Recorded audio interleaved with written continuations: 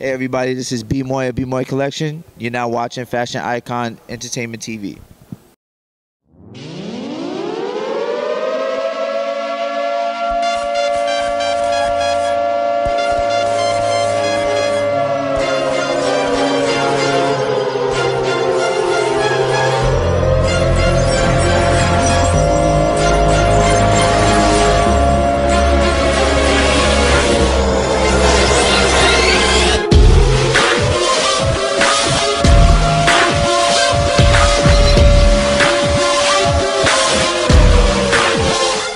What's going on? This your boy Big G, Fashion Icon Entertainment TV. I'm down here in New York City with my man Bell. What's up? What's going on, brother? How you doing? I'm good. Unfortunately, our girl Sheena Palmer, she's on another location doing some other stuff, so she'll be back next week. Because I know you guys want to see Sheena. I know y'all want to look at me. But anyway, with my man Bell right here, he's a fashion designer. Yo, you got your hands on a lot of things because I've been reading up on you, man. What's going on with that?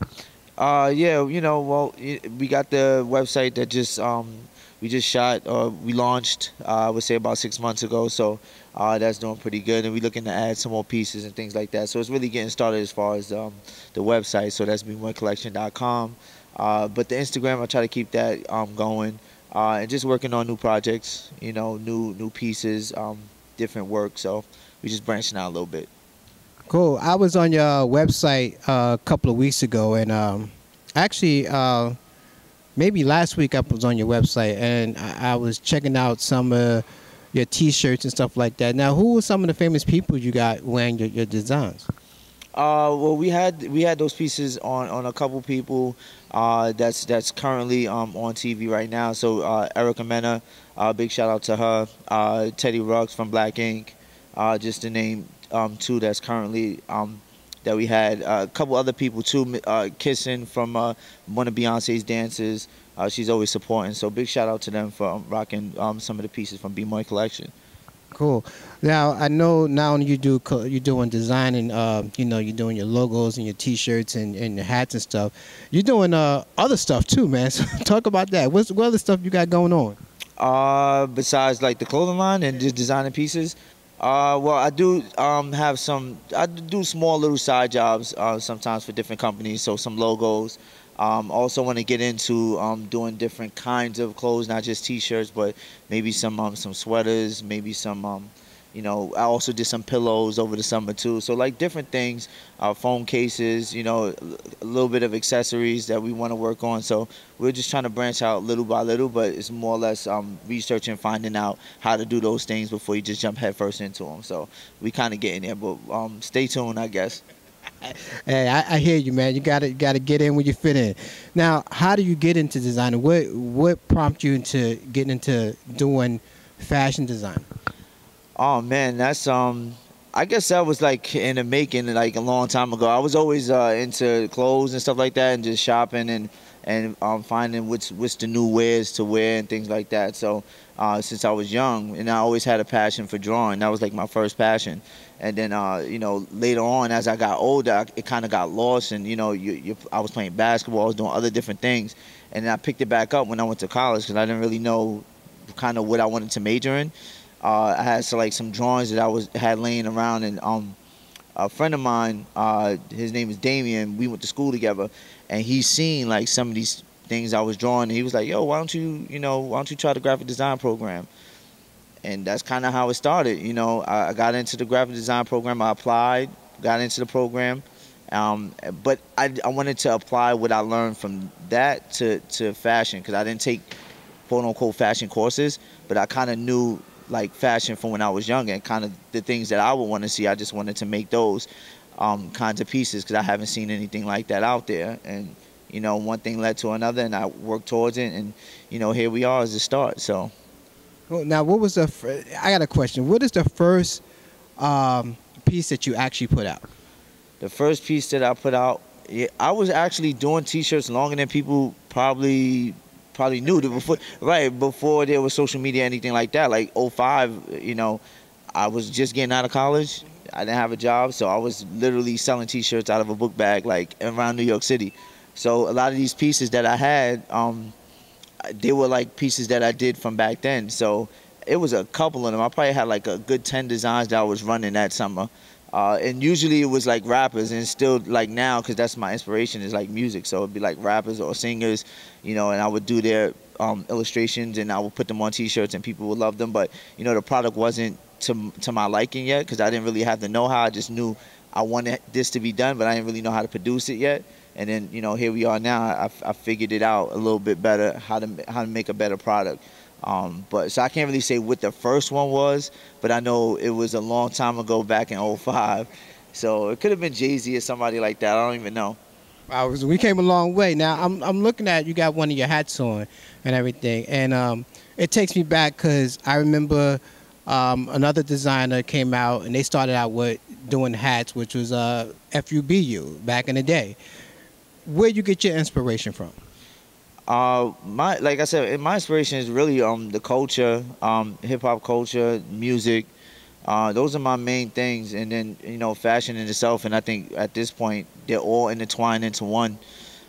So that's where my inspiration I would say comes from, because that's really what I make it for. Just trying different things.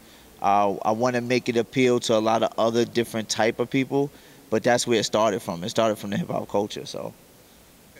So, we know there's a lot of designers out there trying to break into this business, putting this product out there. Whether it be T-shirts, whether it be hats, jeans, or whatever. What do you say to those new designers that's coming into the business? Being that because you have a track history, you've been doing this since '05. It's not like you're just new to this. So, what do you say to those cats that are coming out? Who went to school, who didn't go to school, and trying to get into the business? What would you say to them?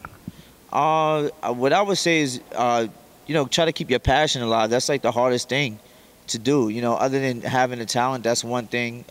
There's a lot of people who have talent. There's a lot of designers, like you mentioned, that's out there that's doing well. But it's hard to keep the passion alive, because, you can be so passionate about it, but you got to be patient and passionate, because if it doesn't come right away, it's not an overnight success. You're going to be putting out product, and to get people to gravitate to it, when you strike that nerve in them, it might take a while before you can get that. And then once you do get it, it's keeping it up. So it could kill the passion in it, because you just want it so bad, and people are not overlooking you, or you're not able to put it out, or you don't have the platform for it. So I would say that's the most important thing to me. As long as you have passion, you'll drive. Without the passion, it kills everything. Yeah, I love fashion because I'm from the old school, classic '80s. I'm an '80s kid, hip hop. But I equate fashion with music, and the reason why I equate fashion with music, because when you have an artist, they have something hot, they blow up. They all over the world. Same thing with designers. They have something hot. They blow up over the world. So, piggyback on what you just said, we gotta, artists, whatever you're doing, you gotta keep that passion, that dream alive. You gotta keep focusing on your craft, which is a good thing. So, getting into this industry thing, man, because, what is the hardest part for you of getting somebody in the industry to wear your product just to get it? What is the hard part for you? Oh, well, actually, for me, I think my process probably was a little different. I'm sure a lot of designers have their own stories, but I was fortunate enough, for me to see people wearing, these celebrities wearing the clothes, and they just bought them from the store. So a lot of them were purchases. Some of them were favors, but that's the nature of the business. Sometimes you like to get those purchases from them when they really love your stuff and they want to wear it, and they go to the store and they buy it. That makes you feel good, because that means that they really wore it and they really wanted to wear it, and they seen the value in it, that they paid their money to get it. Now, other times, it could be a favor situation. So, they want to promote you and they like your product, and they want to put it on. They get thousands of pieces from all different kinds of designers. So they really don't have to wear your stuff. But the fact that they want to select your stuff to wear it says everything.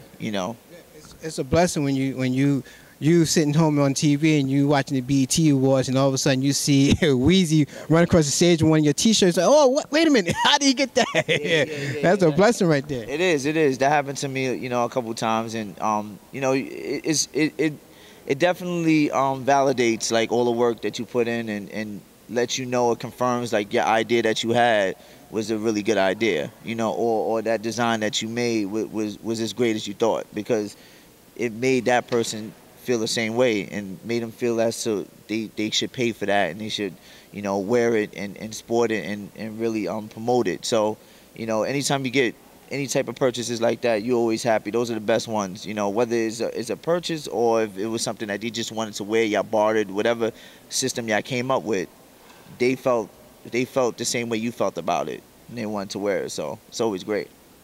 Cool. So where do you see yourself, you know, 5-10 years from now in this industry?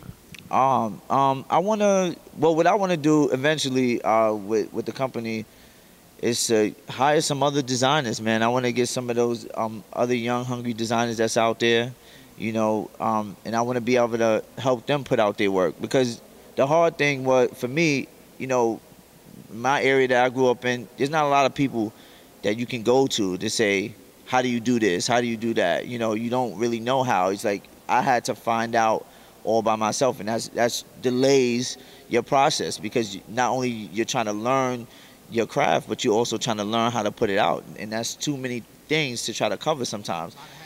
Right. So, you know, I want to be able to make a platform for other young designers to put out their work and their ideas, you know, work on different projects with other group designers, things like that, you know, collaborations. I would love to do that kind of stuff, you know, I would say 5 years from now. That's where I want to be. Now, we all know New York City is the home of Fashion Week. You know, not only New York, but it hits Miami, it hits Germany, it hits Japan. It hits all over the world. And Fashion Week only happens in New York twice a year. That's in September and February. Will we be able to see any of your pieces on any of the runways?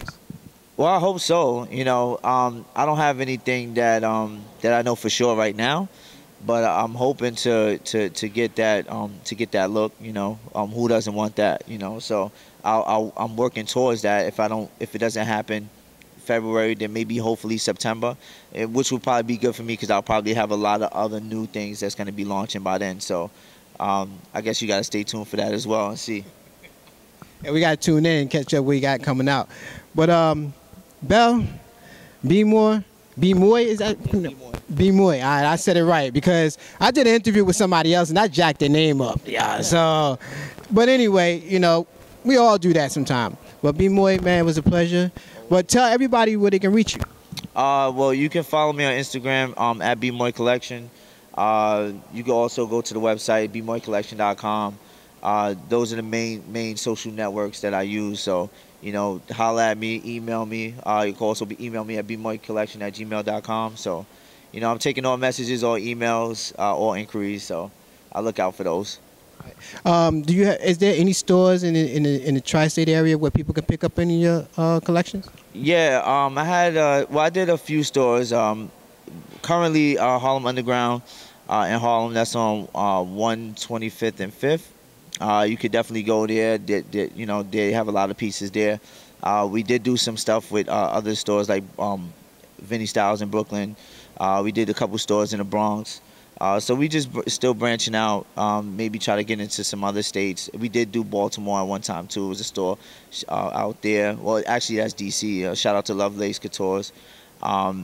So we're still branching out, but as of right now, Harlem is the #1 place you can get something from B-Moye Collection. Cool. Y'all hear that? Harlem, USA. All right. Well, this is your boy Big G, Fashion Icon Entertainment TV. My man B-Moye, B-Moye Collections. Stay tuned for more. We out. Peace.